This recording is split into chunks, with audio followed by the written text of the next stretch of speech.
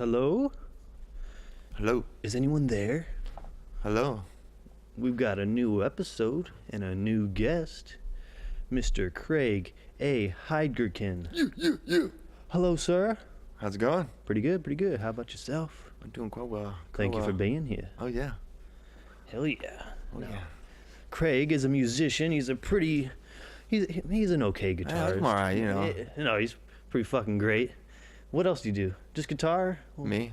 Oh, I play a little bit of bass. Okay. I feel like I'm a bass player. You were singing too, right? I sing. Yeah, he sings. I sing, I freestyle, and I play a tiny bit of piano for recording purposes. But that's about it. Yes.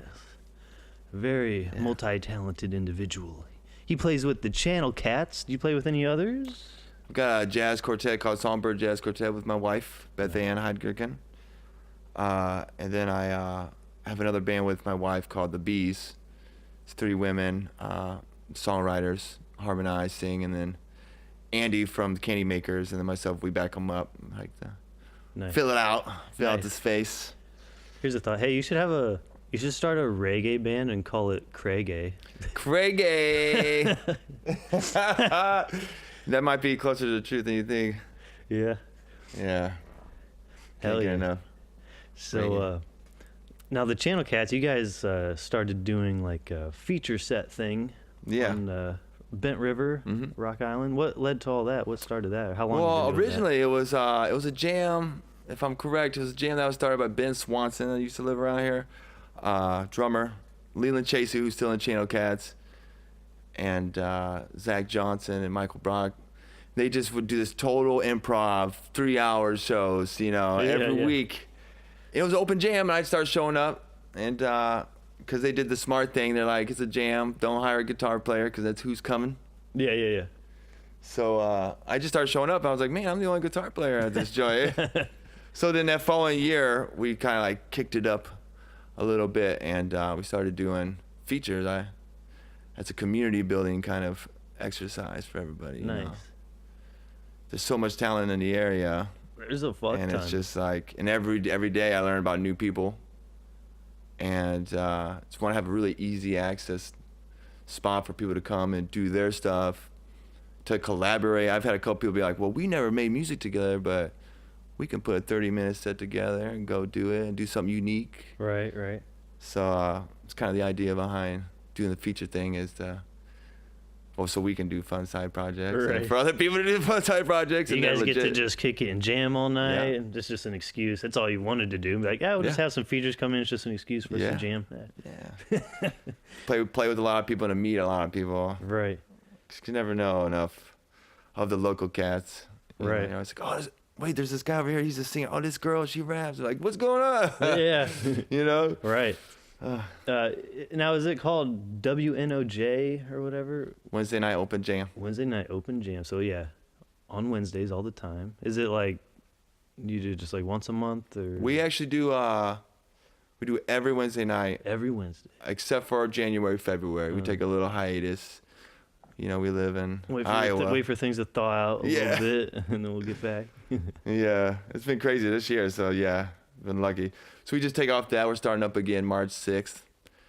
And we're doing one of my old bands are going to come back together with a gentleman from the Dawn, Eric E.W. Wilson, and a couple guys from Candy Makers. We had a band a couple years ago. Nice. March 6th is the first feature, and then start cranking them out every week till the end of the year, nonstop. Yeah, so any artists out there, you want to play a show, get a fucking set, talk to this guy right here, this gentleman. All kinds of genres, any old thing. That's the point. That's the point. I'm just a player. I've always been like this as a person. I'm not very big on like defining myself in a group situation. I love everybody, so I want to go hang out with the guys that are rapping. I want to go hang out with the guys that are doing hard rock. I want to go, it's like... Yeah, you got to get yourself into a different crowd all the time. You can't just be hanging around on the same shit all the time. Yeah. I just stay up. You need some room for growth. And I love so much other music. Horizons. Yeah. And, multi-genre shows are a lot of fun for me. Those are always the best. Yeah, honestly. I agree. I feel weird about those. I don't know if it's like...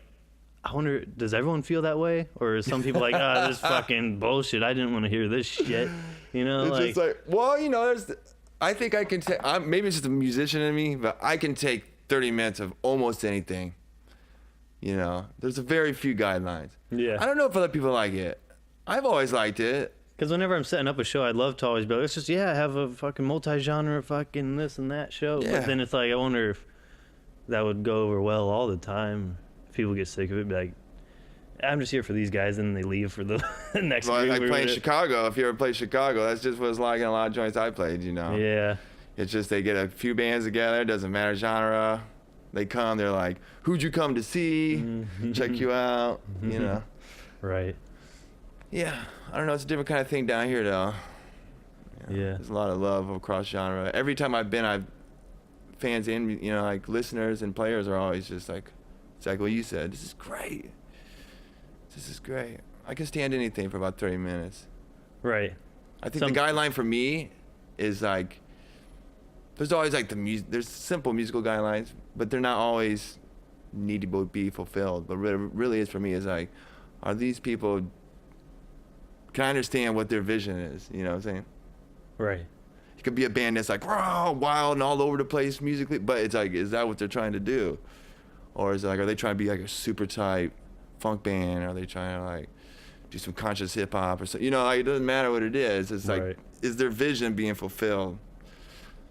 And then I like watching people shine. So hell yeah. When they get that glow, it's like, oh, fuck yeah. The glow. You can see it. That's right. Feel it. You know, if they turn into Bruce Leroy, then we know we're in a good place. Yeah. So let's go back a little bit. What first got yourself into music? I played a little bit when I was young. We had a family rule. Everybody had to play an instrument through, you know, up to about high school. Mandatory. Yeah. Any instrument, though. Any instrument. You didn't have to join, like, the school band or anything. No, a school band type Did they thing. make you, or would they have let you just been like, all right, you could just do guitar on your own, or like, all right, you got to get in the fucking Well, that's what orchestra. happened. That's what happened. Yeah. To me. I regret it, because I love the cello. The range of the instrument's a great The cello? range, yeah. Oh, dude, I'd love to play the cello. I've always wanted to. Yeah. I fucked around with violin. I tried to teach myself a little bit, but goddamn, dude, the fucking, like, it's so sensitive, the movements. I was like, are my fingers too big, or I'm just really... I thought I had like little skinny fingers. I was like, how could anyone with like bigger hands than me do this? Yeah. And maybe I just really suck. I don't know. But you have to be very in it. I thought maybe I could do the cello. I just maybe one of these days get me an old cello and try it out and see. Yeah. Probably still suck. But all right, well, I got one at my house. You can come dig. Ooh, yeah. Come dig over there. Bring it over to the jam night and then have some. Yeah, we can plug it in too. My girl's got a little thing. Yeah. Shit. Yeah. No, so I played and I enjoyed it. I always wanted to do upright bass though. Oh yeah. And like they're like, no, we're gonna this girl's gonna do upright. You can just sit first chair or whatever. And it's like, I want to play upright bass. And I like, being preteen, it was like, fuck this shit. Yeah. I'm out of here. And then I started hanging out with some guys, you know, and they were all into like, let's put a little garage band together. And I was like, I don't play really. Found a guitar, you know, started teaching myself. And my boy Ben Soltow and a couple of other cats from the Quad Cities when I grew up here, and we started a little garage band. Nice. And that started the addiction. Oh yeah. Started that addiction. As it does, yes. I remember myself when I was young, same thing. Like I was like in band and shit, and then when you're like getting like in the middle school and stuff, you're talking about like, oh, we should start a band. It's like, well, I don't play anything. Like, well, I guess I'm gonna start playing something then, and then fucking I'll pick up the bass or whatever. Yeah. Yeah. You have 3 guitar players. Somebody's got to jump. And then a few years later, it's like, I guess I'm fucking guitar player now or something. Yeah. Yeah. It worked out. Yeah. Yeah. It's a real cool thing. Did you ever go to school for music or anything like that, or you just do it on your own? You know, you graduate, you know, and high school. And, I was like, what am I going to do in my life? I was like, well, I like this music thing. Yeah? Yeah. Heard about this little school up in Cedar Rapids. Well, it's the 3rd largest college in Iowa now. It's community college, Kirkwood Community. Okay. I went up there like, you know, I was like into like Red Chili Peppers and funky stuff, and then like some, you know, pumpkins and stuff like that, you know? Yeah. All right. And And I went up there and auditioned and blew it, man. Like, I was just like, didn't know anything, really. You know, I could play some music, jam a little, but I didn't really know. And the dude totally, like, he just had that. He's like, he could see something, I think. He's just one of those guys. It's like, all right, well, we'll let you in, you know. So then I went in there, and it was like, well, now you're going to play jazz music. I was like, okay. You know? You just start, well, I have to learn these songs, and then you sit down and learn the songs. Do you have to do that off of sheet music then for guitar? Or? Well, you know, all music is a language, so it starts at ear. Yeah. And then but you know, the paper helps a lot. So just being thrown in there, how difficult was that? You know, they make it easy on you. They just like, you got to buy this book. It's called The Real Book. And they got real books for everything now, so it's real cool. It was like an illegal thing back in the day where it's like people would listen to records. It was a Berkeley experiment. Like, listen to records, and all the students would like make transcription charts, and they put it in a big book, and then you could like buy it. But it was like illegal because of copyrights and shit like that. Oh, okay. So it'd be like you go in a dark alley, you meet this dude, and it's like, dude, you got the product, man? It's like, yeah, I got these jazz tunes. But no, but now it's legal because, you know, one of the big companies bought it and bought the copyrights. So they just give you this book full of like 200 tunes, and they're like, pick some songs. And then you, like, okay, I can kind of figure out notes, and then you listen to recording, figure out notes, and then you do the thing. Hell yeah. Close your eyes and ride the unicorn. Right. Now, how old were you when you picked up the guitar first time? Well, I'd say I dabbled for a number of years, you know? Yeah. I think when I started thinking, like, guitar is something I could do, it's probably like 17, 18. You started like, you have a band. I started like, yeah, you got some original tunes. Yeah. You play a couple shows in a little coffee shop. You're like, oh, I got it. We got this thing going, man. It's gonna be cool. Yeah. Let's go have some fun. So it's about that time, you know. How old are you now? 35. 35. Yeah. So this has been a crazy journey. I went, you know, to school and played with some cats up there and moved to Iowa City. Started a little hip-hop band called the Uniphonics. Oh, really? And we still a band after all these years. Recorded a couple albums. We got an album coming out. It's been sitting for a few years. Be coming out this year. So it's that's a group I tour with a lot. Got a lot of really cool opportunities and real cool guys. Started as friends and as family. Hell yeah. So. How long since you first started touring? Well, you know, you do like I just want to play a lot of local shows. And then I got in the Uniphonics, and it was kind of like, we were just a bunch of guys. Some of us went to school together. And it all feeds back into the jam type of thing, you know, like one of the reasons why I do the jam. And why I'll continue to do the jam as long as I can. Is it's like, in Iowa City, there's a jam, and it was like multiple bands were spurred out of this jam session. Nice. So like a couple of us, you know, we moved to Iowa City, and we just started going to open jam. That's what you do as a musician, singer, rapper. You just go out and meet the people. And we were playing, all of a sudden this guy and this other guy had been talking for a while, like, I'd like to start a band together. And then a couple of us showed up. He's like, these are our guys. We should do a band together, guys. Then there was a competition to get into a music festival called Camp Euphoria. And we put a set together and went and did it, and we won. And then we just started being like, oh, let's try a gig, you know. Started hitting up everybody, start traveling. Yeah, just hit as many places as you can, you know, Texas, Jersey, Indiana, Upper Peninsula. You got any crazy tour stories? There's always crazy tour stories. Let me think. It's like which ones you can remember. That's the tricky part. Which ones are legally? Yeah. Statute. Going over names. Limitations. What am I allowed to say here? Statute limitations. Well, I think with a band, you know, when you're on the road, you're budgeting like everything you can, and bring your own coffee. You know what I'm saying? You're like, I'm not sure there's gonna be a coffee joint out there. I better bring my own. But the biggest thing is find somewhere to sleep at night, right? Yeah. So you can either pay the $80 and try to sneak like 6 dudes into a Motel 6 or something better, you know? Yeah.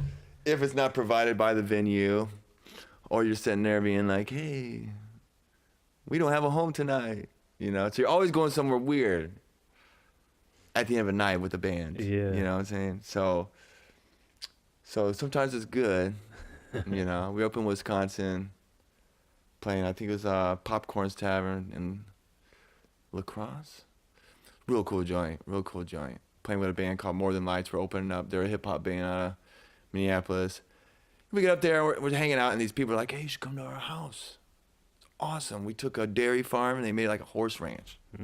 Hell yeah. So, but, you know, you got to drive like 45 minutes, you know. So you just keep driving and driving, like on these back roads with strangers. You're just like, let's go to a stranger's house in the middle of nowhere. Yeah. You know, you show up, and it's just like gorgeous. And they just get it in, you know. Like, we only get 48 hours off a year, but we get it in. So it's all partying horses. You know, you wake up and check out the horses, and some of the other dudes in the band are like shoveling shit. It was crazy. They just wanted to put you guys to work. Like, all right, we got some chores to do. Oh, but they cook breakfast. Like, no, it's the best part of staying. Ooh. It's the breakfast that somebody cooks. Some hospitality. Yeah, we went to this one dude. Yeah. And then there's places when you're like, we did this show up in Mason City, which like it was like a weird thing, you know. You're going up, so in a band you're trying to find those smaller towns on the way to like Minneapolis or Mankato, you know, somewhere. We're playing Mason City. They had this like, it was weird because, you know, it's just like a regular small town Iowa thing. But then like somebody came in and was like, we're gonna put this Metropolitan bar right in the middle of Mason City. You know what I'm saying? It was a hip joint, and we were playing that place a couple times a year.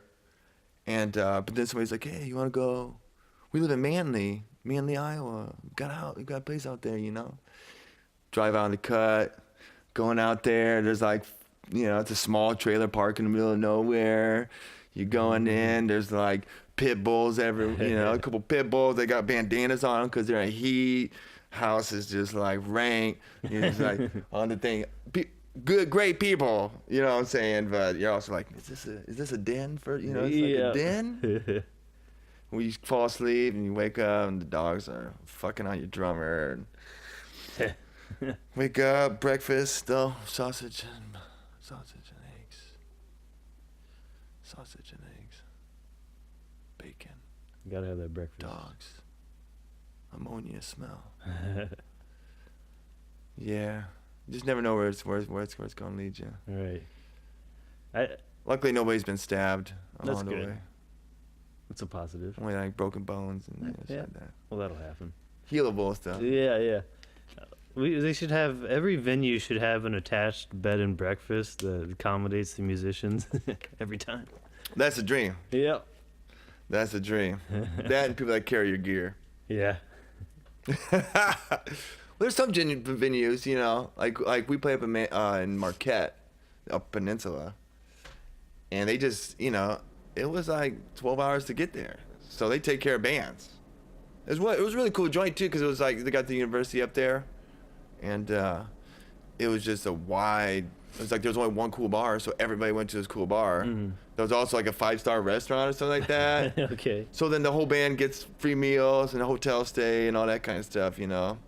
And then they pay you really good. It's like they used to do it back in the day, like multiple night runs and stuff like that. So you got to do a couple nights and leave all your stuff on the stage, and then they feed you.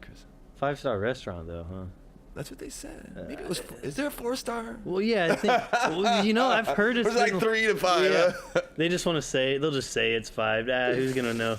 Yeah. Well, I've heard it's like super hard to get like listed as like a 5-star. I mean. Way harder than just being even a 4 or something. It's like yeah, well, it's 4, but we just say it's 5 or something. Then you get that whole thing. It's like, well, then you have like that. I thought you might ticket prices. You know, it was like a $15 ticket. You're going into it like, I spent $15. It better be a good show.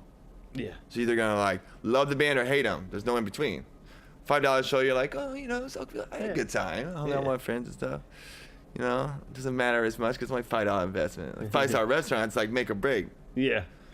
Like my green beans are cold, bro. Yeah, I thought this was 5-star. This is Himalayan sea salt. Yeah, if anything was wrong, I'll just complain and be like, I want this free. for any reason. It's like, this wasn't a 5-star service. What are you kidding me? I ain't paying for this. 5-star prices. Yeah, right.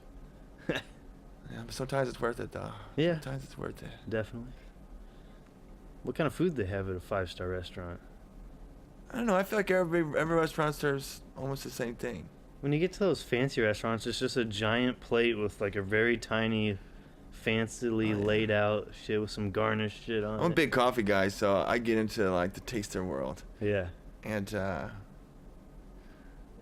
it's like the reduction of everything makes the concentration of like intent of eating a little more intense, I think. You know what I'm saying? Because it's like, this is what you got.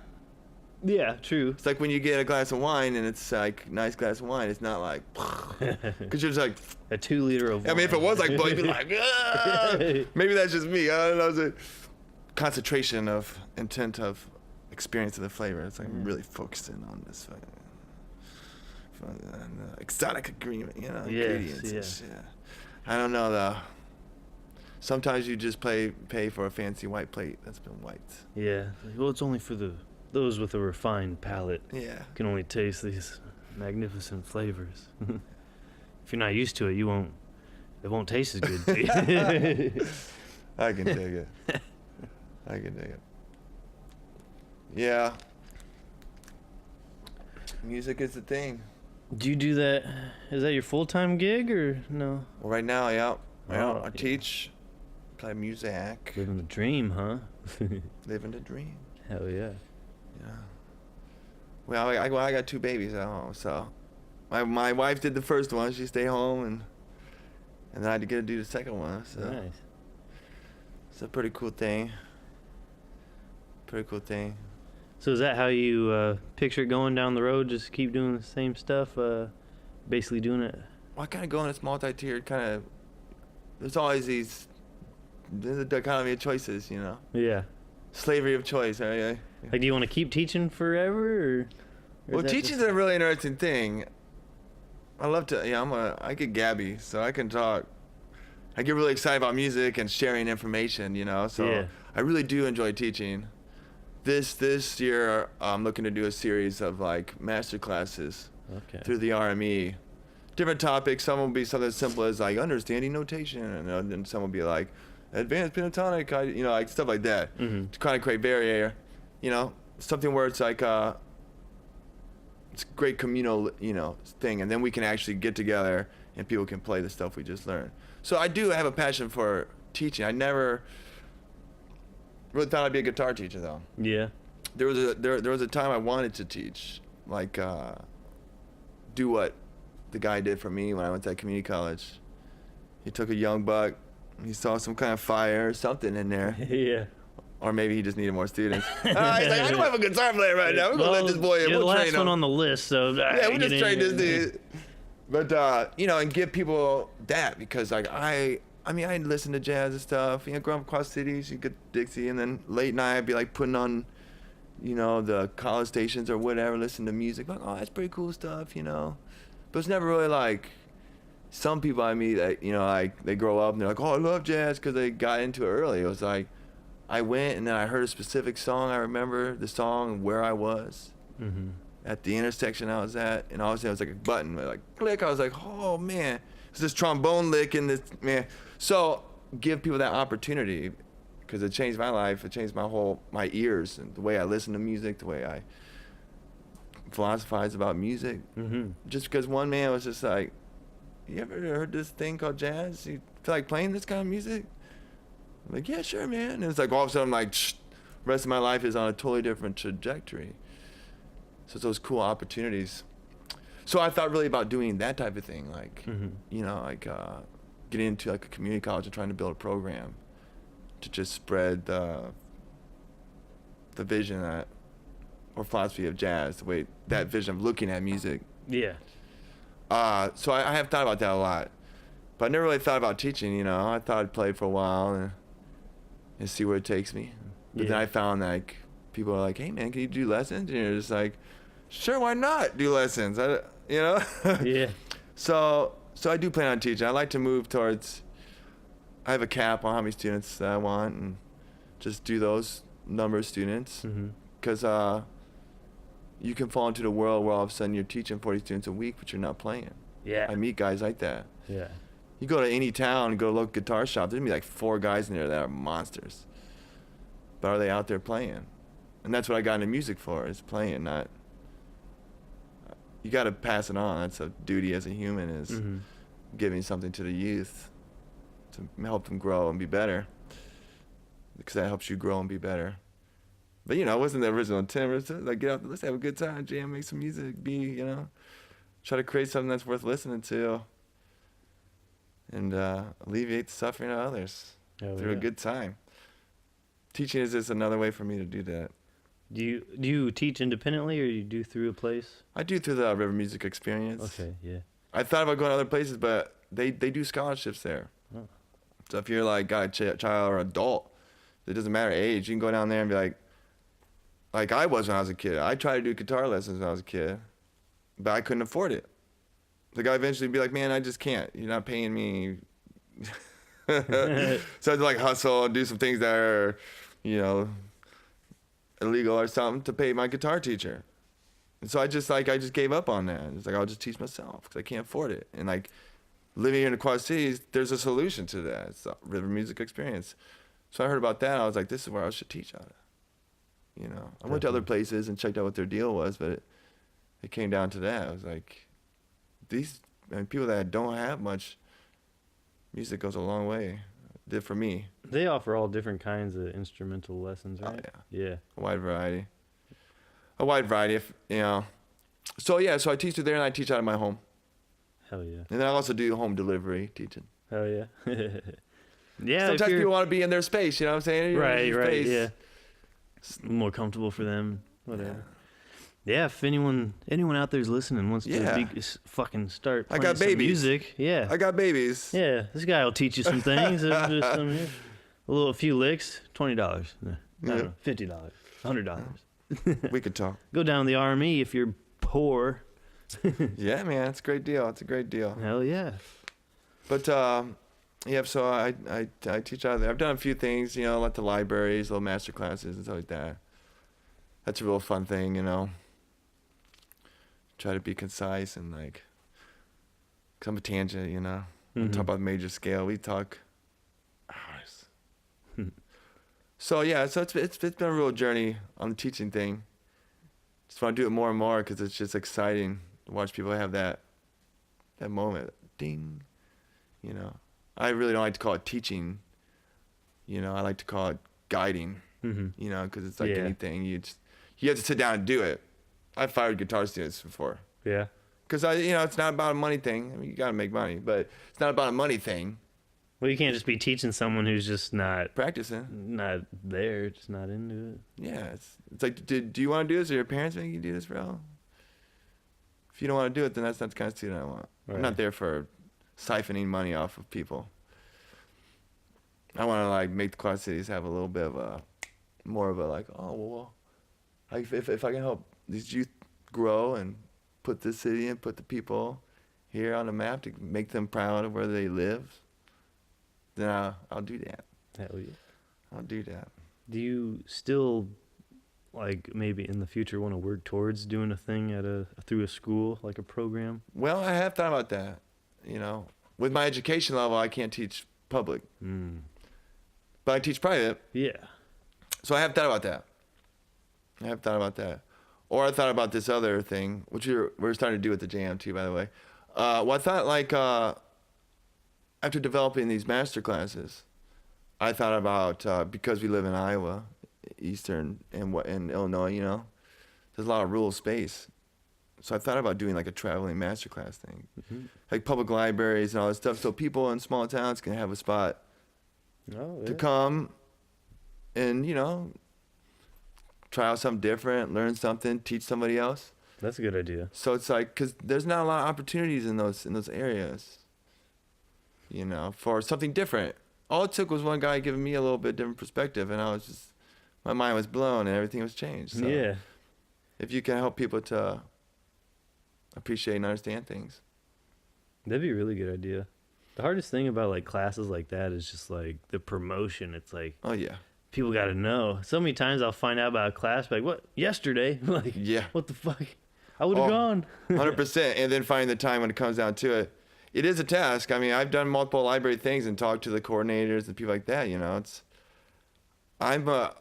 Last year I really delved into modern marketing techniques, right? Yeah. You know, we live in the future, so I'm just internet research as much as free will allow me. Right. And it's just a really interesting thing. I mean, I was really set on the idea last year that it's rarely about, you know, talent. Especially talking about this area.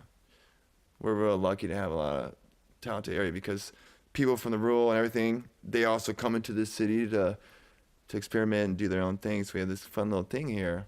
It's not oversaturated and everybody's really pretty kind. There's always stuff, but people are pretty kind.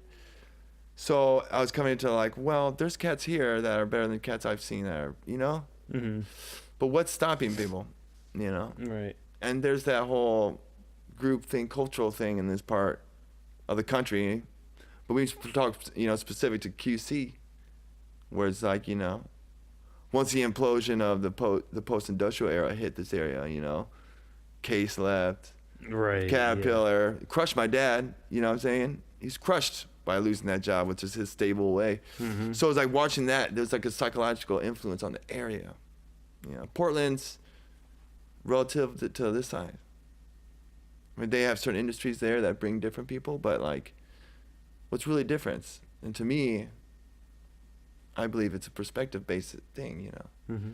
When I first moved into this house I bought this year, my neighbor came over. He's like, "You just moved to town or whatever?" He's like, "Why you moving to the hood?" No, but he's like, "Oh yeah." He's like, "There's nothing to do in this town," and I was like, "Dude, I do something every single night like, did you just and move during here, the day like, in this area.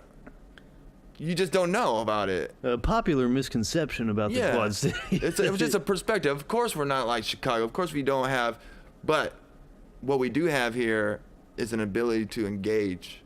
You can go shake the mayor's hand. You can go to whoever runs the biggest music festivals in this town, or whoever runs the art stuff, who's on the board at the fig. You can literally walk up to these people, and it's not like a big weird thing. It's not. There's no barriers.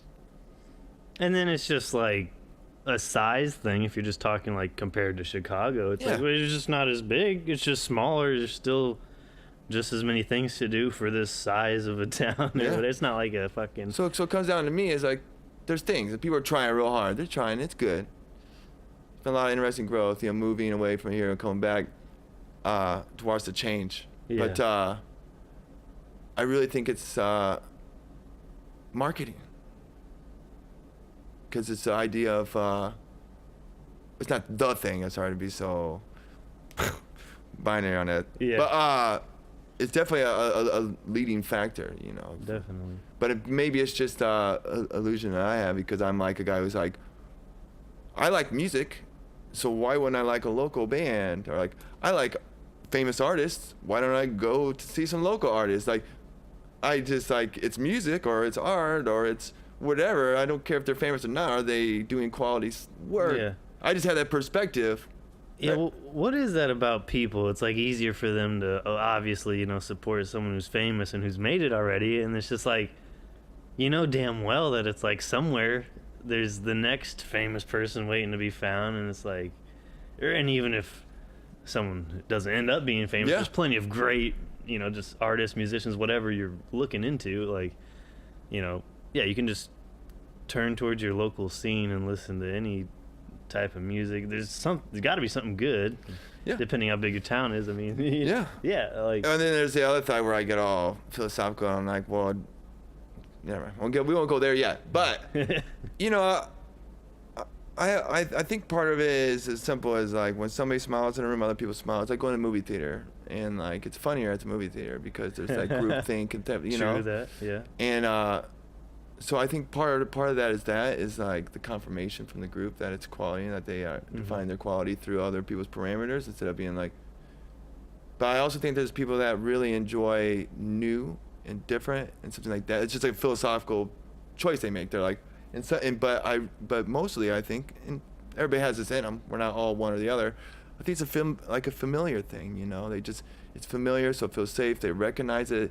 It's been integrated into their, you know, their psyche. The same 20 songs they've been playing on, you know, the classic rock station. You know, it's been integrated to their mind. So it's just like they're not willing to take a risk. They like something familiar. It's why Applebee's or something. It's like Applebee's isn't killing it, but they're full up every night. You know, like why? Or not? Well, maybe not anymore. But why is that? It's just a familiar. It's safe. It's that.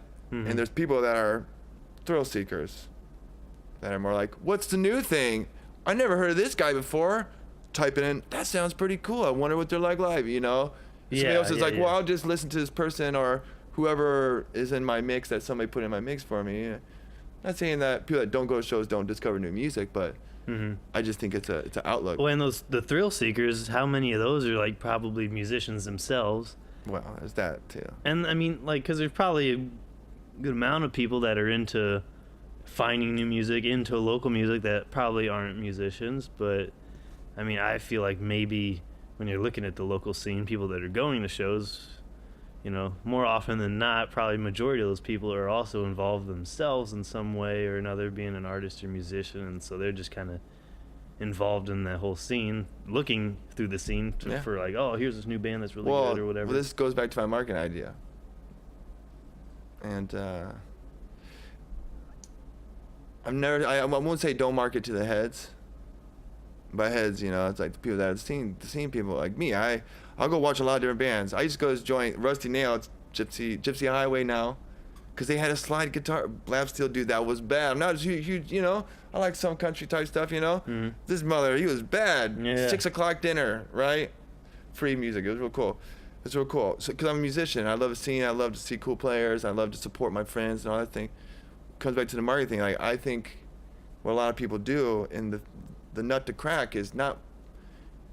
There's the modern thing, you know, development, you know, of marketing. Post World War II, it's like, you know, general marketing, and then it went into like specialization marketing. It's like, now we have this special computer, not just the general computer. You know, we have a special washer and dryer that's just, you know, specialization because industry, and then it went into niche with extreme like specialization where you no longer waste money marketing to people that aren't in your demographic that you've researched, which is what you use Facebook for, is to find out who's actually your demographic and then market to them, right? That's one effective path. Instead of trying to reach the 20 different niche groups, you refine and focus on yours, you know. But in an area like us in the country where we don't have 10 million people in our town, so we have enough of each niche to really fulfill each void, you have to find a way to get to that greater non-scene, you know, audience. It's like when it's like Al Sweat stuff, you know, Al Sweet stuff, when they do the big tribute stuff, it's like people know the bands, and you go out to those shows, and there's people you'll never see at any local show, a local band show. They're familiar with the band, but it's because they've been able to tap into the general audience, the general person who's not a live music enthusiast. So as a band, like, bridging that gap, how do you get to the general listener and not the people that just go to shows because they love to go to shows? How do you break that barrier to be somebody that works and does something, you know, it's not really like, go party, why don't you guys like, but they really like music. How do you find that person? Because everybody loves music. Well, I think everybody likes music. Well, 9 times out of 10. There's always an exception. So yeah, general. Maybe like another, like a broader range in venues too, because, you know, we have like larger venues around here, and then there's been more smaller venues that have popped up, like on the DIY side as well. And I think it's more like maybe need more of a medium-sized venue, like perhaps like the Rust Belt, that new place that just opened, something like that maybe. I like might that. Bridge a gap between, like, you know, types of performers that you're going to see at these bigger venues, and then types of performers coming from these smaller venues might meet somewhere in the middle, might get people from both sides too. Well, that's exactly. Well, I've been thinking about this a lot because, you know, just in the business, so you think about the business.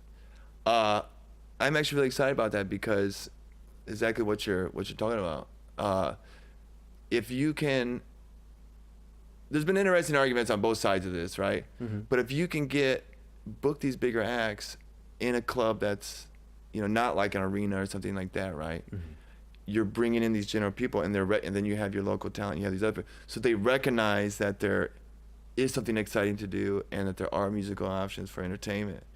Using that, like when I think about when the Hive Consulting and all those people, K Dale and all that kind of stuff, when they're doing their booking for the big festivals and stuff like that, and the things that they have to take into account, like, well, we like this or we like that, but like, can we get a general person that's going to pull a lot of people, and then you mix all that together, and then you'll try to work it in. So like, no, look, there's validity here. Yeah. But I read this article 2 years ago. It was about Madison, Wisconsin. I think Garbage was the band or whatever that was from there. Mm-hmm. And they're just talking about the size of cities and their ability to sustain large working acts. Mm-hmm. There's like becomes this teetering point where it's just like, you see it here all the time. You get to a certain level and the people are like, well, I got to go to Nashville or, because it's just like, we can't sustain it. And it's just a really interesting argument. I mean, I can see that and I get that. I respect that. People say that to people all the time. Like, why are you still here?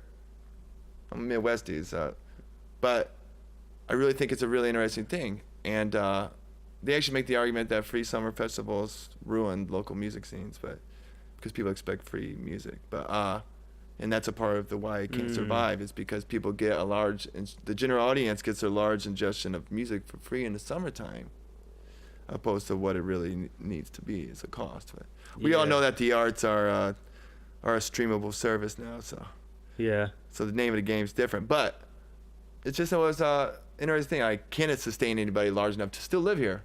Yeah, there's lots of variables in all this. Like,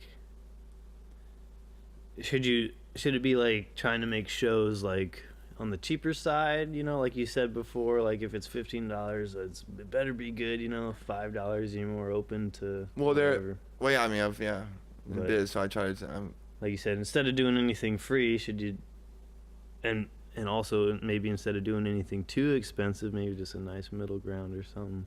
What if you pay $5 for a festival or something? Well, or like a small fest? I thought it was interesting when River Roots did that. They were free all year and they put that $5 and it changed the demographic too.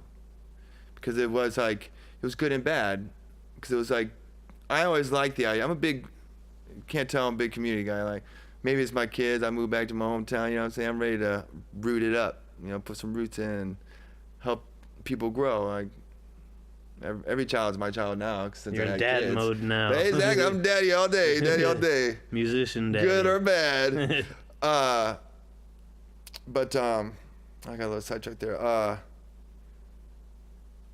So it was good and bad. It was good because it actually, like, people weren't just showing up to be silly and cause ruckus. It did like immediately quell some of that, like people just going to like be silly and disrupt maybe the vibe, right? Yeah. But the $5 also made it to where it's like we lost some of it. It was only $5, which I don't think is. I mean, somebody's gonna go spend that on a beer, but for some people that's too much, I guess. And it was just like numbers were slightly less. It kept out, Mm-hmm. So it's just like interesting balance to the thing. It was like it meant people were more going there intentionally for music, mm-hmm. and not just as like let's just go because there's a whole bunch of people. But at the same time, you want that in your scene. You want to attract the general audience so you can get more people excited about the locality and options of entertainment. What do you think? You think it should be free? Should be $5? I actually didn't mind their whole free and the not. I thought that on the basis of survival, I thought it was responsible to charge. Right. Because, I mean, they got to fight tooth and nail to get funding. And then, like, I mean, I've thrown some shows where, you put $2,000 of your own money on the table with no guarantee. And then we're talking about what large festivals are doing, which is like 40,000. Yeah, at least. The city, and we're not into that whole, like, 1950s, like, state-sponsored art stuff. You're like, oh, we got all this money because, Yeah. City does help and stuff. Cities help and stuff because they want it, but I think it's responsible. I thought it was interesting. I think they did a good thing with their shift.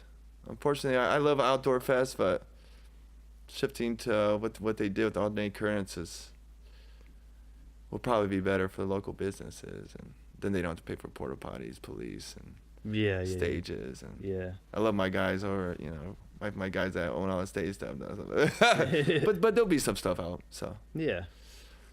Here's an idea. I don't know if it's stupid or not. What if there was like a show or fest or something where anyone who was performing or playing had like merch or music for sale, and say the event was free, but everyone that was in, before you leave, you have to show that you bought an item of merch or music or there's something. There's already a place in the area that does that. Really? Yeah, it's free to go in, but you're expected to buy $10 worth of whatever. Uh-huh. Great Life. I play jazz there. It's a great spot. You know, date night. I love my 2 wine bars. Yeah, I know it's Iowa side, but Element up there. But Great Life is my joint. And going there, cool, chill music, you know, acoustic and jazz. The only place that has jazz consistently, like every week almost. But yeah, it's a $10 minimum on music nights. But if you go, you're gonna buy a bottle of wine, and that basically, it's a good time. It's a good time. But they do that. You think that format works well? 99% of the time. My last gig there, this lady complained because she's like spent $7.50 on a glass, and there's like, it's the rules, bro. You know what I'm saying? Yeah. Like, I mean, it's okay, but there's a sign on the door, there's a sign on the event, there's a sign in the bathroom, so it's not a surprise. Yeah. I mean, you know, you go to Detroit, you go to jazz club there, it's $20 minimum the place I went, you know, each person. And you leave with a $300 bar tab, like we did. It's the biggest probably part of my family. Yeah. But yeah, you know, just but their drinks were also like $8 fucking gins. So I don't know. I'm more of a guy that likes the variety of experiments. You know, and then find what works for your establishment. Right. The allotment of different marketing styles, so you don't get too much of a sameness thing going on. I like hole in the wall. I like fancy. Just different experiences. Yeah, that's probably good. Novelty, like change it up. Yeah. You get too used to the same thing. It's like elitist, like, oh, like go to the dingy bar. There's that whole concept of like when people call it a dive bar, but it's not a real dive bar. Because a real dive bar is like, you know, you go there, it's the same 8 dudes, you know. No windows. which is my podcast I want to come out with this year. I want to hit every bar in Davenport. Not in one day. No. But just do it town to town. You just go to every single establishment that legally is considered a bar. Every real hole in the wall, every knot. There's certain joints that are like out of houses that you can find and stuff like that. Underground bars and stuff like that, and just go like podcast to every, you know, just go have a couple drinks to everyone and bring some local guests like what you get to do. You know? Right, yeah. Something cool, like, hey, we should kick it. That'd be dope. Yeah. No. But doing is different than saying. So, you know what I'm saying? Gotta watch it. Now, you said you had moved away for a while and then moved back to the QC. So when you were gone and then when you came back, what did you notice different with like the music scene? Well, at the time, what was really interesting is when I lived outside of Davenport, I traveled. I went to all you know, a lot more Iowa towns, Illinois, Minnesota. I traveled more. And I think it's really interesting because of I think it's just the large numbers we have with the metropolitan area. That I would always come back here and the musicians weren't traveling. We had a few bands that were like traveling acts, but most of the bands just stayed around here because there's enough work for a lot of people that aren't like trying to like Nashville. Otherwise they just move to Nashville, right? Or whatever they want to go. So I thought it was really interesting. I was from Davenport, but we would play Davenport the least out of towns. It was crazy to me. But because the musicians just didn't have to go anywhere. But what I think really changed was part of it was through that, you know, some of the federal grants, you know, the River Renaissance thing, and some of the projects that spurred out of it, you know, how the RMEs changed, the Figgy. I mean, regardless if you participate in these things or like them even, the idea of the excitement and energy it gave the downtown, I think those are some of the things that helped to spur the turnaround was the exciting, like, we got this new thing to, and that just gets people, you know, not saying those things make tons of money, but it's that thing that's not money. It's that energy of excitement, of turnaround. My brother's high school project back in the day was like, what's the vision of downtown Davenport? And his vision was boarded up windows and decrepit town, you know, because at that time it was. You drove downtown, it was like, there was Davenport 1, you know, it's like same thing on the Illinois side. There's a couple things, nothing, you know. Restaurants have been there for 20 years. But then all of a sudden when I moved back, it was like 6 or 7 years into the change, you know. And it's crazy because like I remember 2008, after the 2008 bubble, like I got responsible. I was like, I'm going to live off music, you know what I'm saying? Get crazy. And I ended up on the street, you know, not having a home, sleeping on couches, doing that thing, sleeping outside. And that's the thing, you know, the psychological thing. Yeah.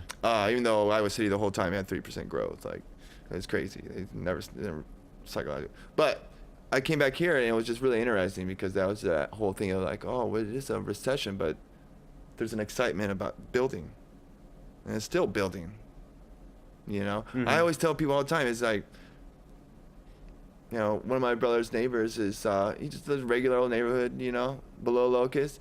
His neighbor is, you know, he does commercials. He had 6 commercials in the Super Bowl 3 years ago. You know, like, wow. But you know, there's planes that come down to Mount Joy Airport from Chicago every day and bring people. You know, it's like the Midwest is this area, and it's not saturated.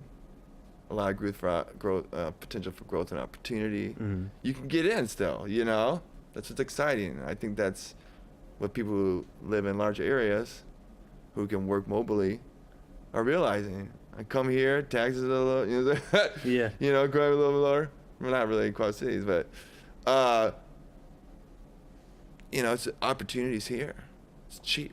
Yeah, like as an artist, do you think it's best to stay in a place like the QC rather than go to like a Nashville or Matters on your business model. Yeah.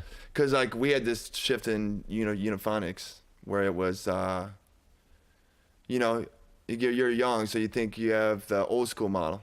Let's hit the road, bro. You know, let's just keep traveling. We're just hit more and more places, and we'll just hit more and more bars, build connections, whatever. You play a lot of dumps.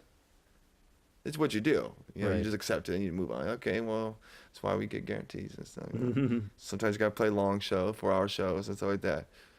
And then all of a sudden we realized, well, you can travel via the internet. And maybe it's a age thing or something, but it's more like you refine your product and then you sell your product for somebody else to sell it eventually. I mean, that's what you're doing. You're like, you're creating your thing so that somebody else can be like, look, they've created the work. Let's just distribute it and change the things we don't like. So I think you can do it from anywhere. There's people that sell songs on the radio that live and wherever, you know. The new thing is like you record albums, you get it in TV shows, get the royalties, and hopefully somebody hears that, you get streams, and then you can start touring. Because you read articles all the time about bands that do sellout shows on tours, great tours, and they don't make any money. You know, they love to play though, so they still want to do it. So you don't really have to. But the benefit of living in places, if you got the energy, you know, right, and you got the like you got to do anywhere, you can just happen to live in next to a guy that happens to be the guy that, you know, or I knew a guy who moved out to California. He just happens to be, he ended up like nannying or like for these people. And then the guy ended up being like knowing these famous guitar players. Then he started doing tech for these guys. Then he started sitting in with these guys. It's like, you know, all of a sudden he just got connected because he happened to know somebody through a weird job that happened to have, you know, friends that do things. Yeah. And I think about that locally too, because I mean, that's just the reality of what you got to do to survive. Crazy opportunities can always arise. Dude, I played with a Grammy Award winner last night. Nice. It was crazy. You know, I was supposed to open up for the jazz series down at the Army, Great Sounds Promotion. You know, I feel lucky because they don't have local openers. I was the first local opener, and they said 5 years. 'Cause they just don't, because they get crazy good artists, and then they don't like to have their stuff moved and stuff. Whatever, that's cool. But they mix up. Guitar player didn't get hired for the gig. The guy's like, I need a guitar player for my gig. And they're like, well, we know a guy. Why? Because I went and hung out with these people and met them. They're all great people. Valerie Bibbs and Rusty and Melvin and stuff. All great people, But you just like how to know people, and that's the other side of it, Talent is one thing, but a lot of times people go with what's familiar and comfortable, easy to do. Right. Which is, goes back to that, we're animals, and we don't want to work unless we have to survive. Right. You never see a raccoon out playing.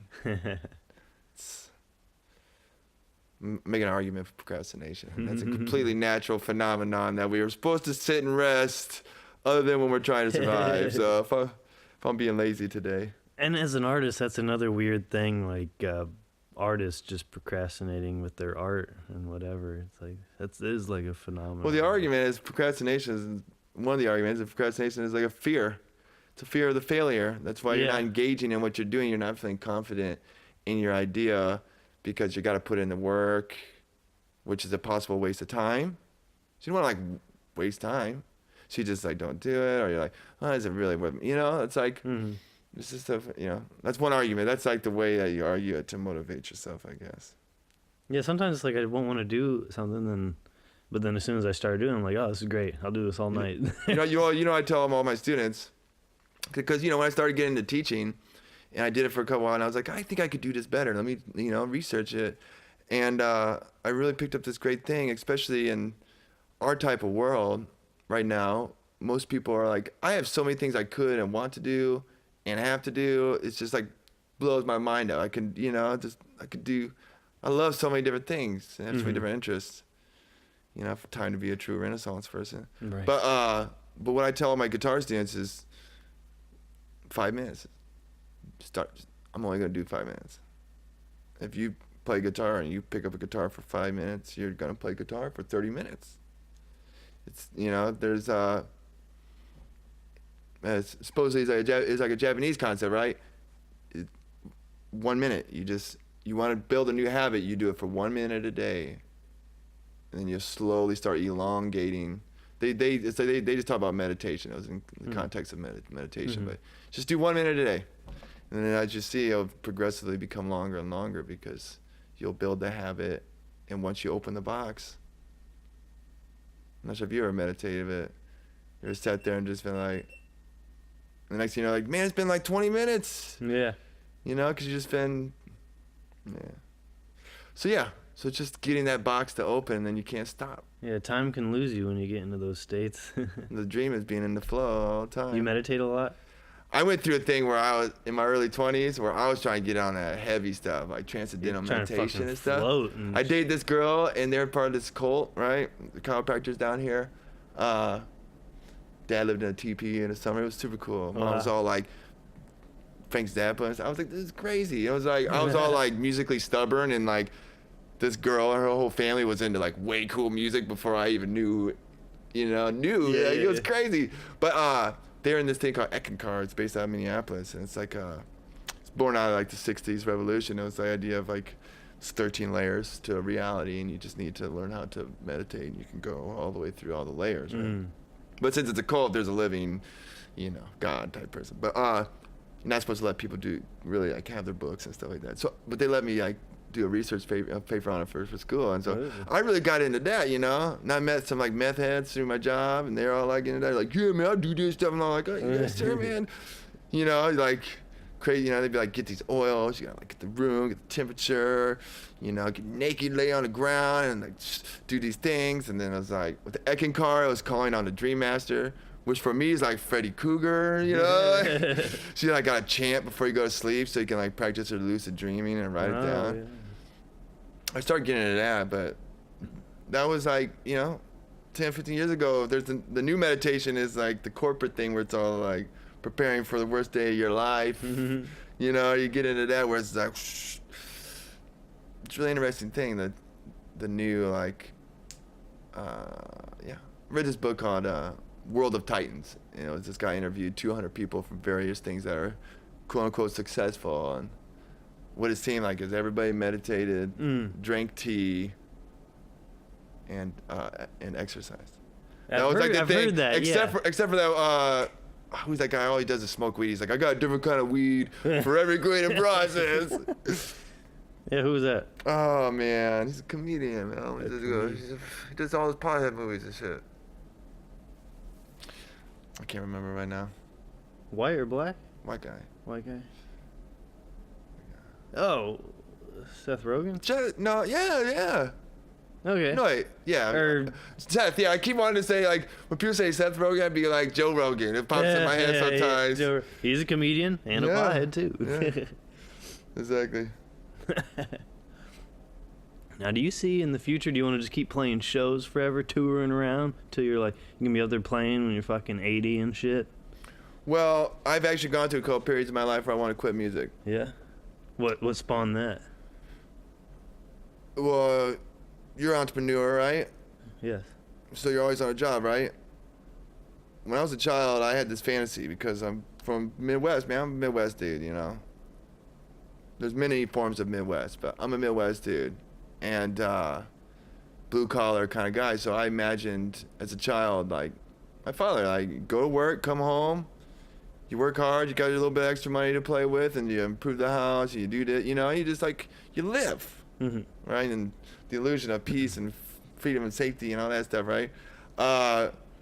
So, like, there's something in me that has this core of wanting to hang up work on the shelf. But especially since I have children, there's not a moment where if I have a moment where I'm alone, that means I need to go play guitar or book a show or get ready for a lesson or create a lecture or, you know, like something. I need to be doing something productive every moment. And that time's probably even more valuable now. Oh, dude, but I get more shit done with the constraints. I think limitations are... That's good for you. It can be good for you. You gotta not let it It's one of the best way to learn, too, is through limitations. So you don't have to think about everything at once. You just think of specific tasks and do them regular. But, yeah, so I always feel like I'm on the job, and that shit gets stressful. You know? It gets stressful. When it's like, well, I could just get into more commodity-based and not as much of an abstract-based business. But my other tastes are kind of specialty tastes anyways, you know, like coffee and stuff like that. But, you know, coffee is a real money thing if you know how to do it right. But, you know, I thought about it. It's kind of a, you know, had doubts through it's like all the effort. I never really wanted to be famous, so it wasn't like that type of thing. It was just like there's a lot of non-stop going where it's kind of like if you could be like, you know, well, I do my 3 months. I work with my boys. We do our songwriting. Then we do a tour for 3 months. Then we take 6 months off. And I do this other thing. But no, it's like because I'm a local guy, I play in lots of different groups, and I teach. I do. It's a constant, you know, there's always a show I need to be preparing for. There's always tunes I need to learn. There's always things I need to be working on just to make myself feel like my chops are where they need to be. You know, I freestyle rap every day. I never write verses, but you know what I'm saying? Or like, you know, anything, you know? So I want to play drums. I want to play keyboard. I want to play, because it's all a function of the greater thing. But then I kept having this realization, you know, that I can never stop. It's like integrated into my psyche of what I am. I mean, what would you do? Would you just go crazy if you stopped? No, I'd probably become like I sometimes fear I'd become like this like shrewd businessman or something, you know. Opposed to this like the antithesis is just like how can I lift everybody up through what I do? Like it's hard to have ethical business, but if that's my goal is to like relieve pain and lift everybody up, then like yeah, there's nothing better than that. Yeah, definitely. You start breaking it down, like, why do I really play music, you know? A lot of it is that moment. It's like when you go and you're in a community of people, and music has this synchronicity thing about it with other human beings, you know? Our heart rates can actually get more similar. You know, stuff I get all sciencey about, but it's about going and having that release where you have that moment. Well, that's a great way to look at it, too. You feel like, united. Other people that might not have looked at it that way, like, might have ended up quitting, you know? Yeah. Like, yeah, you gotta dig deeper. Like, what is, why am I doing this? Why am I doing What this? are we here for, you know? There's always you. And then the initial like, oh, guitar is cool. Oh, it's fun to play. And then that like what initially got you into it. And then as you go along, it's like, well, what does all this mean? What are we doing this for? And I'll make you doing got to have that a deeper meaning behind it for whatever you're doing. Really, I guess it helps. Definitely. Helps you sleep at night. Yeah, it helps you sleep, or not, or it keeps you awake. Yeah, there's many motivations. So busy. Yeah, there's many motivations of why you do it, but I started to realize what I was trying to do with it. Because when I was a young kid, I wasn't into the whole famous thing. I was never like, I'm gonna be a famous rock star, Kurt Cobain. I mean, I was more like, I'm kicking it with my friends, having a good time. Yeah. But then you want to get good at what you do, so you get good at what you do. Well, we've played a couple shows, so we're gonna get signed pretty soon. Yeah, I never had that illusion, you know. Maybe it's. I'm not saying that illusion's bad, because that's what gets you there, is wanting it, right? You have to want it to get it there. But I started to realize like it was a way for me to be a part of the community and to help people, hopefully, and give people the gifts that were given to me through music.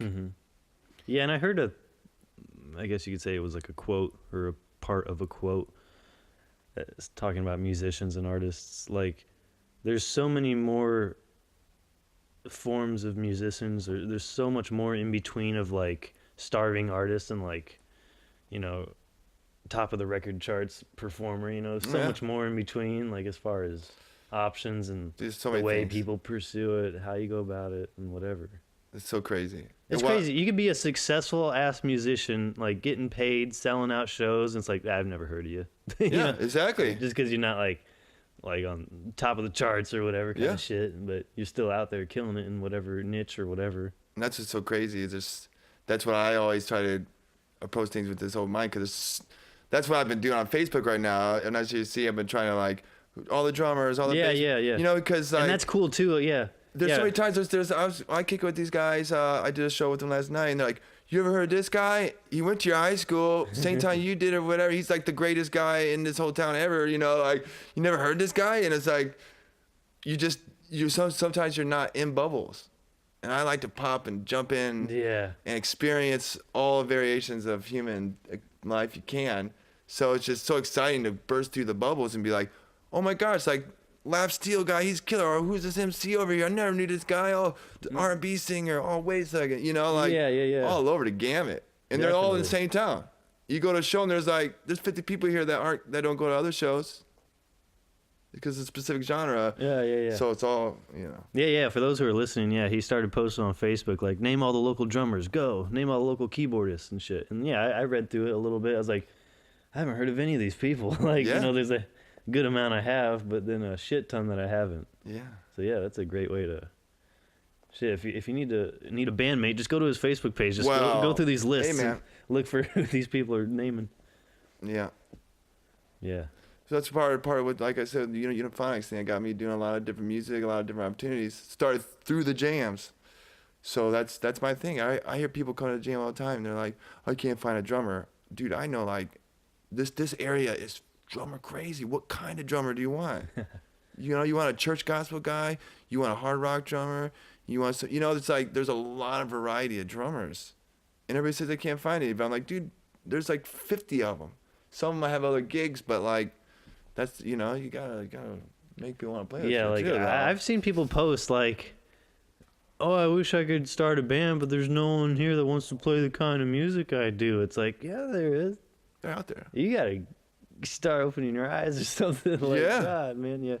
Yeah, I mean, there are some like, there's different layers, but there's someone for every genre in this town, It's like, don't tell me there's not. I always imagine like those guys that are like real metal dudes, that are just like killing it on guitar, sitting at home practicing raw, and I'm like wanting to see this guy come out of his basement and come play some music with some people, because it would be there's killer cats everywhere. Yeah. Killer cats everywhere. I always joke that piano players always become accountants, because like they play when they're 3, and then they're like, they get real good, and they're just like, oh, fuck this music shit, man. I'll go make some money. Yeah. You wanna? Like, oh yeah. I think we ran out of video, but okay, it's all right. The audio should still be going if we're lucky. Cool. Unless everything's crashed. I was gonna say I gotta take a little. Oh yeah. We can wrap it up if you want, or you can head on out. But yes. So, I'll keep it busy. If any artist is out there and needs to go perform a set or anything, hit up Craig A. Heidgerken, and he will get you in at Bent River in motherfucking Rock Island. And we're going to make some sweet jams, some sweet fucking music, some good times. We're going to get you out there, get you in front of all these motherfucking people, and we're going to play some motherfucking music. It's going to be so good. WNOJ, Wednesday night, open jam. Mr. Channel Cat, Craig A. Henderson, Heidgerken. That's a weird name, Heidgerken. I have to ask him what that means when he gets back. Heidgerken. Gherkin is a pickle or something. Hide the pickles? No, that's too inappropriate. I wonder what heritage that is. Is that like some kind of fucking Western European bullshit? Some fucking... What the fuck would that be? Like Polish or something weird? I don't know. It's... For someone like me, if I run into someone that has a last name that I have to question, then you know it's fucking crazy. So I don't know. Well, we will find out, but who knows? Welcome back, sir. Yeah. Oh, yeah. It's like the break when you're watching a podcast. I was like, we got to take 5 minutes. Dude, pizza showed up. The pizza showed up. We'll go to commercial here for a second. I was just talking about Heidgerken. What kind of name is that? It's German. German, okay. Yeah. It's a northern German name. I guess that makes sense, yeah. I was saying, like, man, if someone like me, if I run into someone that I have to question their last name, it must be intricate or something. Oh yeah. It's maybe like a Swedish last name or something. You're like, yeah. What is going on here? Yeah, some dude I saw the other day had like some Polish last name. I thought it was like Russian or something. It's like SYZ. Fucking like how do? Yeah. That's not pronounceable, is it? Well, I've been trying to get in that. I mean, names are something different. I've been trying to get in this whole. It's already out there, but I want to create a streamlined form. I just visioned the other day. I was sitting around and I was, you're thinking about. I got challenged. We like get into history. I love history stuff. And I was thinking about like the arts and like there's this golden age of the arts post World War II. I think it's because there was funding for it from the federal government, but that's just my personal. Made a lot of money. But that's only like time in like Western culture and a lot of culture, where there was. Art was this big explosion, music was this big, it was this interesting, and people could make money on it. Because, I mean, you think about, if you just talk classical, those guys were broke. All the famous classical guys died broke. Jazzers died broke. Most of them, Even like R&B art, a lot of people, they get screwed, and that's, people don't want to pay for arts, they just want to make money off the arts, So it's a really interesting thing, making money and surviving and dealing with that psychological thing of like your worth and value compared to what art and your creation of things that last forever potentially are. And so I was thinking about that, like, people dedicate their lives to singular task. Yeah. And my singular task, I think, would be rewriting the English language. So you have like phonetics, but like have a symbol for every sound. Right? It may already be out there. Somebody probably already did this shit. Maybe. But like, instead of having PHs, have Fs. Instead of having 3 different A sounds or whatever, 3 different symbols for A sounds.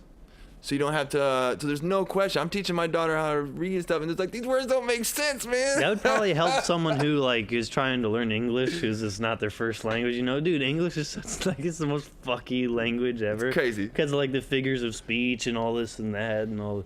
Yeah, the different words spelled the same. Yeah. So, like, get rid of all that. So, dude. That'd be my singular task in life.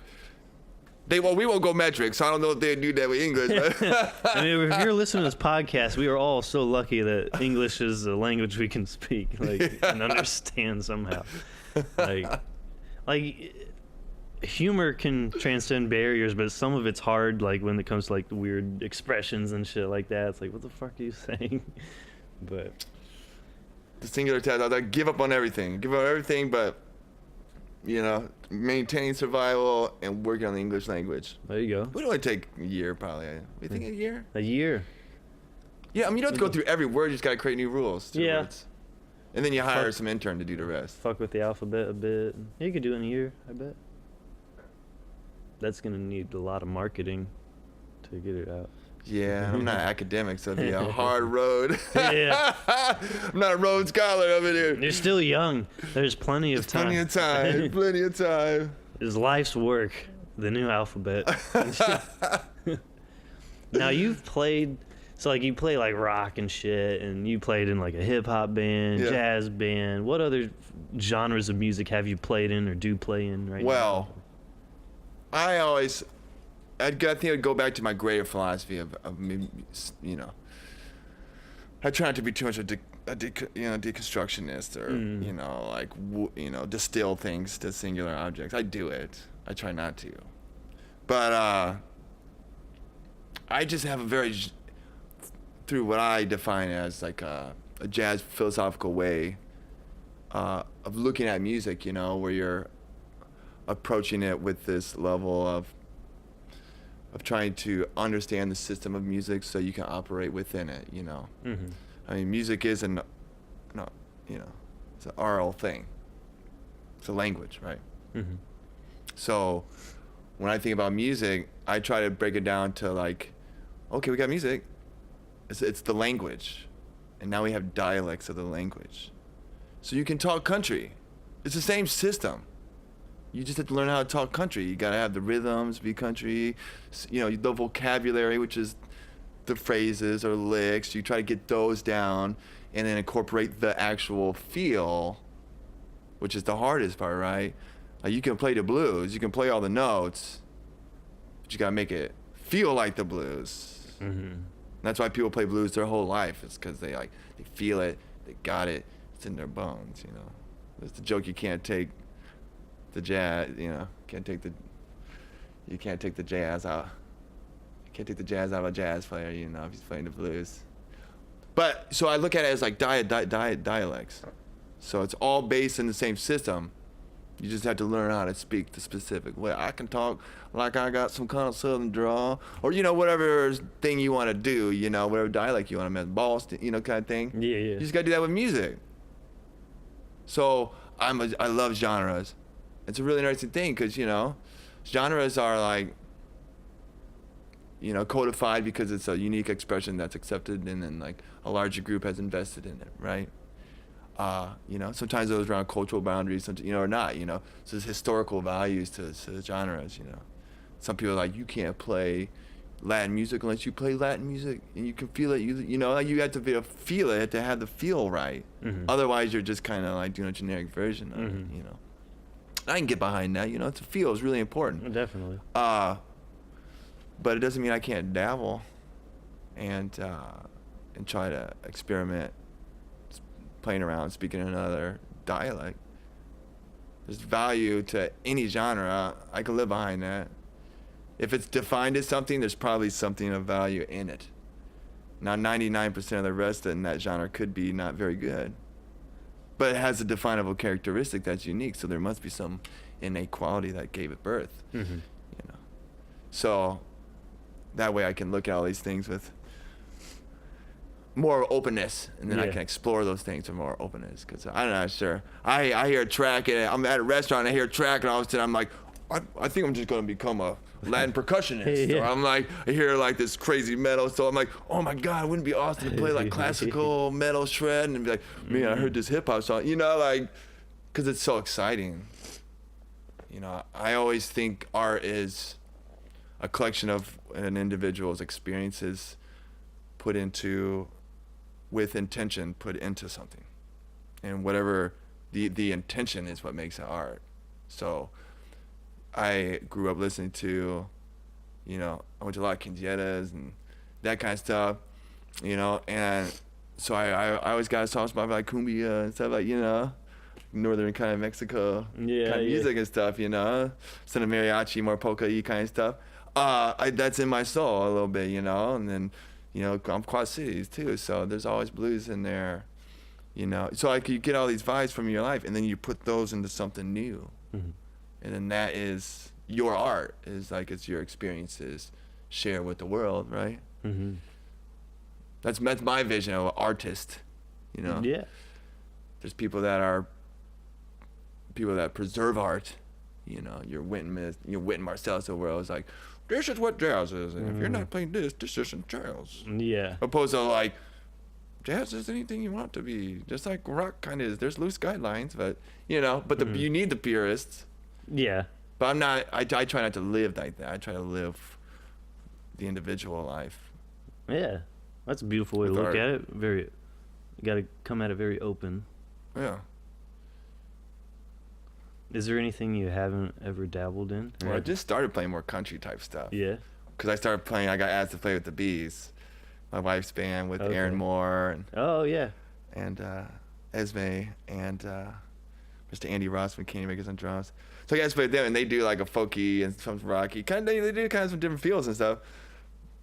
But Sean Ryan recorded on their album, and he's kind of got a country thing sometimes to him. And just listen to it, it's like, oh, this is dying to have some, So I've been dabbling in that. So that's been kind of fun. Jazz, the jazz language, not as a philosophy, but as a language, the vocabulary is always something to be worked on. But no, last week I wrote a little like Arabian metal-y kind of groove, As long as it's got groove, I like it, which is why I like Latin and, it's groove music. But, I don't know, I just had this thing today, getting the idea of drunk drums, right? Drunk drums? It's like the idea of like what Jay Dilla created, right? The producer, Jay Dilla. Mm-hmm. The way he did his sampling and everything, drummers reacted to hip hop, right? And humans started to recreate the electronic drums, right? And there was sometimes glitches if you're talking more, the way people put samples together, or things are counted a little different, So to recreate that, musicians had to play like that and count differently and do these types of things. Mm. So it's kind of fun. So I've been thinking about, which makes it kind of sound awful sometimes, but it's like a sample would if it's got a slight little tweak to it.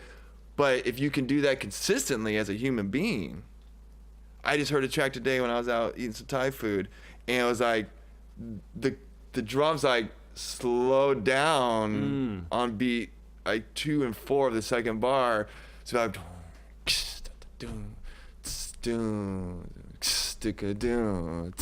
I had to slow down in the song. It's like classical music does that, but there's no like music with drums that really does that. Or wait, is there? Yeah. That's real sick. It's like somebody's almost drunk. Now if you did that once, somebody would be like, you're playing out of time, but you do it every time. Right. Yeah. And now it's music. John Cage just played the same thing over and over again. People eventually learn to love it. Because it takes like 16 repetitions or something for it to become. That may be a false fact. 98% of statistics. We're going to pull up these here online real quick. They're going to have to fact check. Exactly. Now, you seem to have a pretty open view of music and everything, genres. Was it that way all your life as a kid even? Or did you start in a, like maybe when you first started playing music, were you limited to certain types? Or I think a lot of it has to do with where I grew up. Yeah. Being a cracker, I just think for me it's always been like I've always found people's group identities really interesting, because who I am as an individual living in America. And I've always just really been drawn to people and not sameness and differentness, and I really think it has to come through like, I think everybody when they're like a preteen, and like me, I didn't have anybody in my family pushing me musically, like with influencing my musical tastes. Mm-hmm. Some people I know, they love their big brother's music and they get into it and they're young, and or like my daughter who's like 6 and already making her own music or something crazy like that, because she's hearing us playing music and having it on all the time, so she's gonna be influenced. Nobody was directing me, so I'd be listening to Mexican music, be listening to Regulators, all that kind of stuff, Bone Thug, all that kind of. It's just a variety, because it's like everybody I was hanging out with, polkas, crazy. So like, because I watched all this and I didn't have anybody guiding me, I was just kind of like, oh, this is cool. We're here. I'm hanging out with all these people. This is a cool thing. It's cool music. You see trumpet players, or you see, all different kinds of stuff. So I think it stems from that. as a preteen, you're like, oh, I know what good music is. You know what I mean? Because you're doing the process that all humans have to do, which is that battle that every parent has to deal with, which is like when you have a non-reliant individual in your life, and then when they start to define themselves as an individual, they start to create this barrier to create who they are as an individual, because they need to leave the nest. The fledgling period of humans is a lot longer than birds, but it's a fledgling period, you know, where you have to define yourself and pull away from the power structures that define who you are to create your own identity. So you jump into your peer group, and you jump in, you're like, we know what good music is, and that's when people sometimes for the rest of their life will listen to that same music. Some people argue that age you're so susceptible to identity that's the music you will listen to and like the rest of your life, which is real scary for me, because it was like grunge. I like my grunge shit, but like, oh man, you know, but it's like what it is. It's not a phase, Mom. Exactly. No, I was just talking to this dude I work with. He's over 40, and we were talking about the whole idea of people reaching a certain age, and it's like, after a certain age, they're not going to look for any more new music. They're just set in their ways. And he was like, fuck that shit. You know, he's still looking for new music. You know, it depends on the person, I guess. Some people are just like, I don't know. Well, the conversation we had earlier about there's individuals that are seekers, and there's individuals that it's like, I know what I like, and I don't need to like anything else.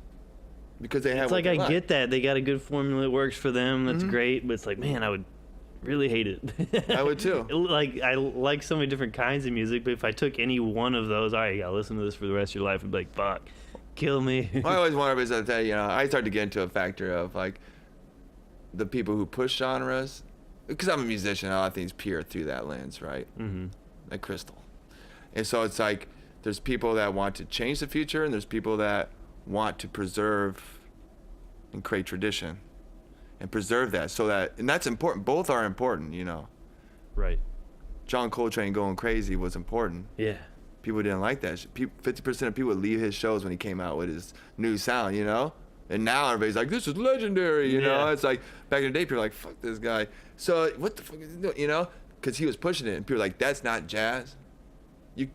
However much I don't like that idea of saying that's not jazz, or you can't do hip hop, or that's not rock music, that's not real metal, that's, you know, what, you're not real punk rock, you're not punk rock. The art is the intention, you know what I'm saying? So it's like, but you still need those people to be like, in my worldview, you need those people to be like, no, this is our defining characteristics. We have to put these in books and put it in a collection so that we can go back in case we misstep or forget something. In the jazz world, there's the idea that like the old way that people learned and the new way people learn jazz. You know, there's two different philosophies. You can go back and check out what the original guys, how they learned, opposed to how people are taught now. And they're both different, but have value to me. Yeah. The history of jazz would be an interesting rabbit hole to go down to. So sad. But it's good, so great too.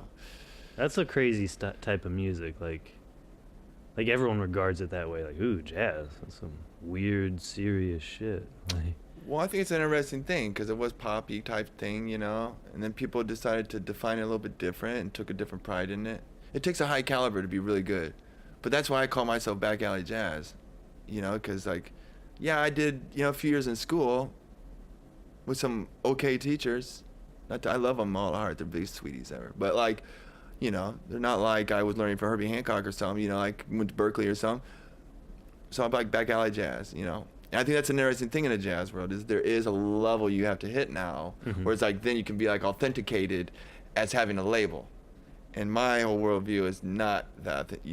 Other people will define you. I'm going to play jazz. I don't care. I'm going to play the tunes because that's what I think.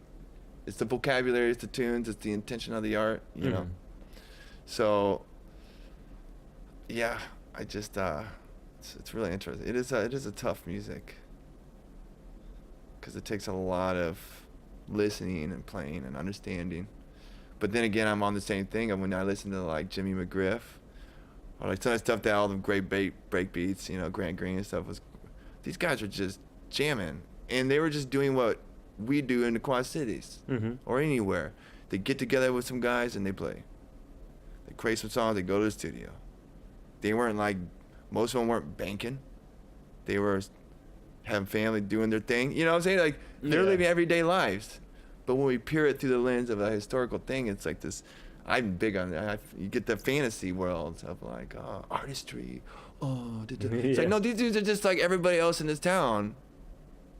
I mean, some of them are like extremely stellar musicians that changed the face of music. Yeah. You know, some of them made money, but a lot of times it was just people, you know, working. They're people.